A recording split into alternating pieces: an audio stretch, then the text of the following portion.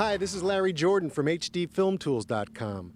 Behind me is the tech building at the world-famous Skywalker Ranch. Today we're going to go inside and interview Matthew Wood, supervising sound editor on Star Wars: The Clone Wars and this summer's smash hit, WALL-E. Let's go inside. Matthew, thanks for being with us today. My pleasure. So tell me, what does a supervising sound editor do? Well, the supervising sound editor is pretty much the person in charge of getting what the director wants to hear fulfilled, and it's taking all the sound design elements, the Foley, the re-recorded dialogue or ADR, what's recorded on the set, the production, facilitating what the picture editor wants to hear from his tracks, and getting the music involved, and taking all of that and bringing it to the mixed so you can have it in a final format that's what we're gonna hear in the theater, basically. And what's your usual approach to a project? I mean, obviously you have to get the job, but yeah. Where do you begin?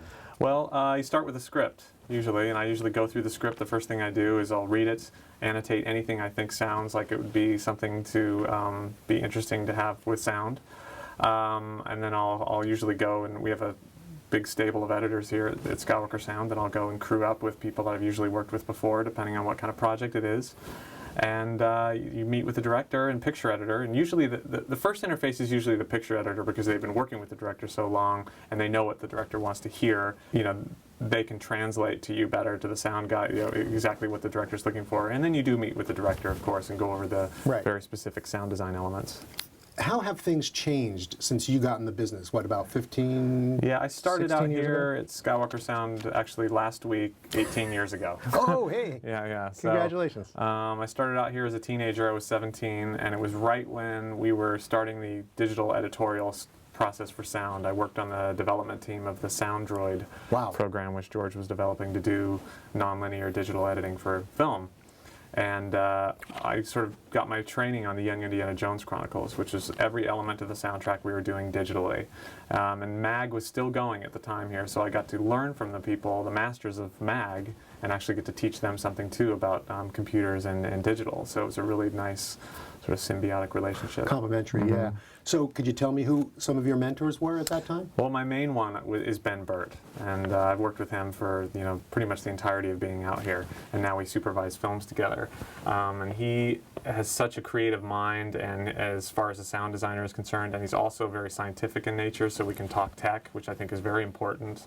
We had a great relationship that way, just like both the tech and the artistry together, so that's a good balance. So it was a real apprenticeship, like kind of doesn't happen anymore these days. Yeah, you really see a lot of that as people know the tools and they get more and more expanded upon as far as like what you can do, and you're just in your workstation. I think either it sometimes can eliminate some assistant things, so it's hard. It's true. Working your way through the ranks is different now, for sure. Yes, absolutely. Yeah. Same thing on the picture side. But it's great again how you did have someone who took you under their wing. Yes. And I mean, these are skills that you need to learn. Yeah. Tell me a little bit about your approach to the more creative aspects of sound design. I mean, do you go out and record your own sounds? Well, one thing is the advantage of working out here at Skywalker is we have just a huge library full of all kinds of unique sounds, and they're all cataloged in a way that's really easy to find. We've got a fiber database of just terabytes and terabytes of storage of material here, and a SoundMiner database that's attached to that. So, and we've got a legacy of amazing sound designers that have come through here that we have access to that material. So that's one great thing about being up here. But then two, yeah, I mean, going out and recording new material is always fun, exciting. It feels like you're really down in the trenches on the film, and you can go out and get new things. It's just kind of like a lifeblood for sound editing and sound design. So I try to do that as much as possible, depending on the budget of the film, whether or not how much you can get out and actually do the recordings. But that's, yeah, spotting the film, going through there and making sure that, well, I know what's in the library here, so I know what I can spot, but then there's always areas where, oh, that's new, that's new, that's new, and if I'm not going to have the Foley department do it, I'm going to go out and do it myself. So either myself or a sound designer to go out and record new stuff. Neat. So you're kind of indispensable. You know where all the bones are buried around here.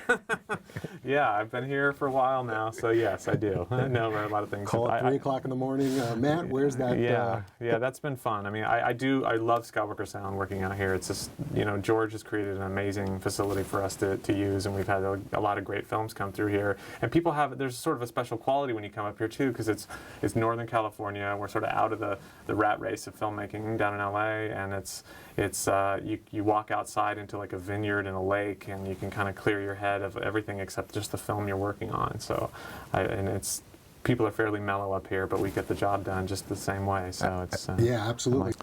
Okay, so today, what are your tools of choice? I mean, what do you started out on the Droid, but Right. obviously that technology got sold? Or? Yeah, the Sound Droid technology that George put together and Edit Droid, we were both running concurrently, nonlinear editing for video and or for film, video, and sound.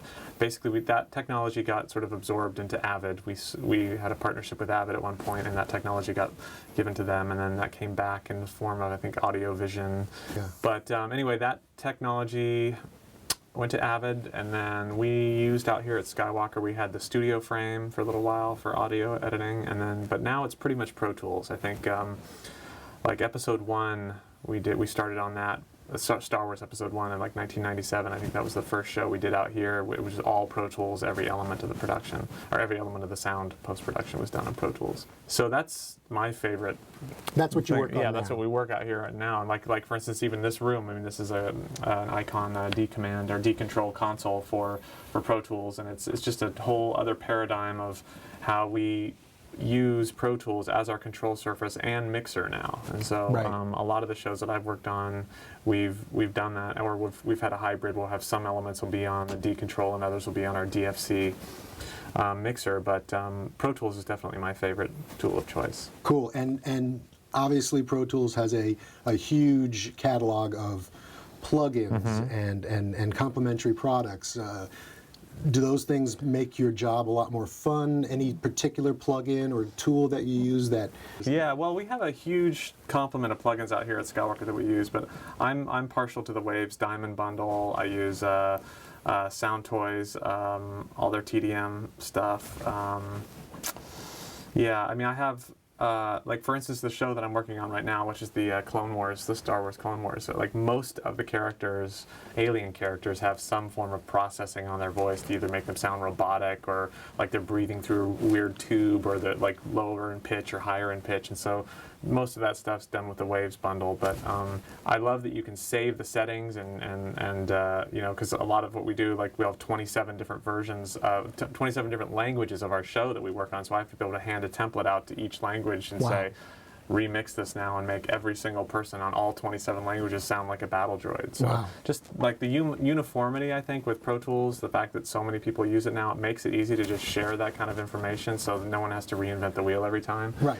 That's sort of been the great thing, I guess, about Pro Tools being everywhere like that. Kind of like an open standard. For the Yeah, most yeah, part. yeah. And the fact that it's a scalable interface too, I can, like if George wants me to go record an actor somewhere really quickly, I can just take a little M-Box and my Mac laptop and go out there and do it with a nice microphone right into Pro Tools and bring it back right into our, $25,000 Pro Tools. I mean, it's scalable that way, so that makes it easy. Okay, we'll be right back with part 2 of our interview with Matthew Wood, supervising sound editor at Skywalker Sound and Lucasfilm, in just a minute.